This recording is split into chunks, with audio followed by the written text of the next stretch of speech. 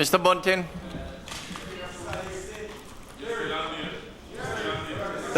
Thank you, Mr. Speaker.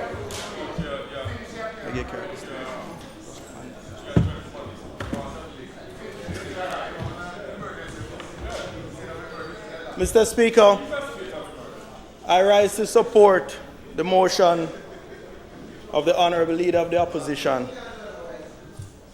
from the perspective of national security, and specifically the damaging impact that the Prime Minister's improper actions have had on the safety and security of the people of Jamaica. Mr. Speaker, there is an argument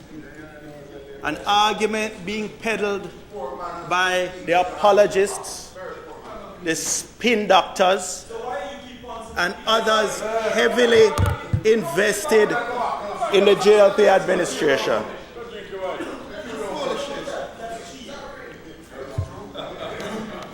Mr. Speaker, they summarize this argument with the biblical quotation, "He that is without sin, let him cast the first stone."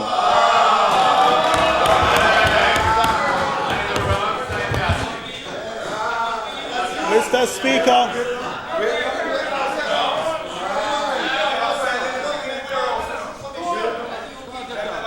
Mr. Speaker,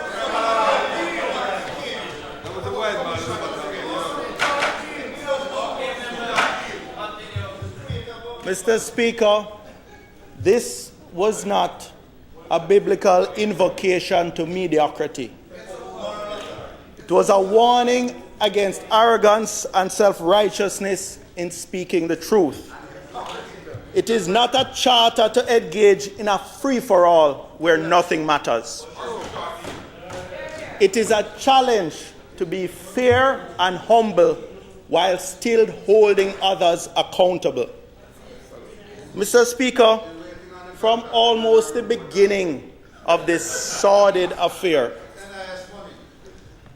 as the Honourable Leader of the Opposition has demonstrated, from the arrival of the extradition request for Christopher Dudos Coke, reputed leader of the murderous shower posse, also known as the presidential clique.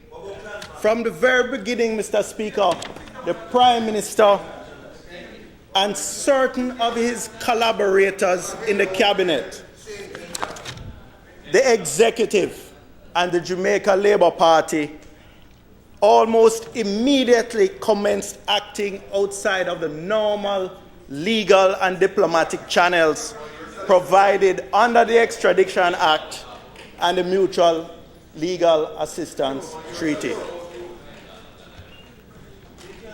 They did this by first engaging the U.S. law firm Manat, Phelps and Phillips.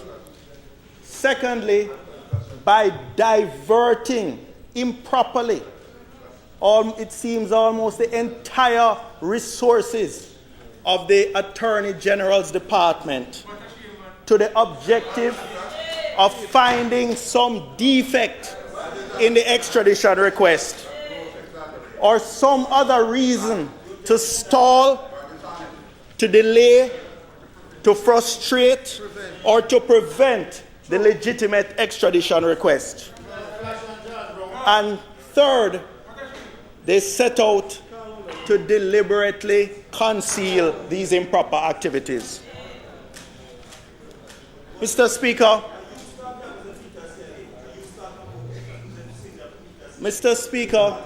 the Prime Minister and others came up with a whole series of reasons for the delays in proceeding with this request.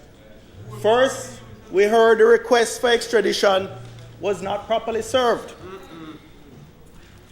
Then, we heard it did not disclose the identity of the witnesses, even though this disclosure could have meant certain death for these witnesses.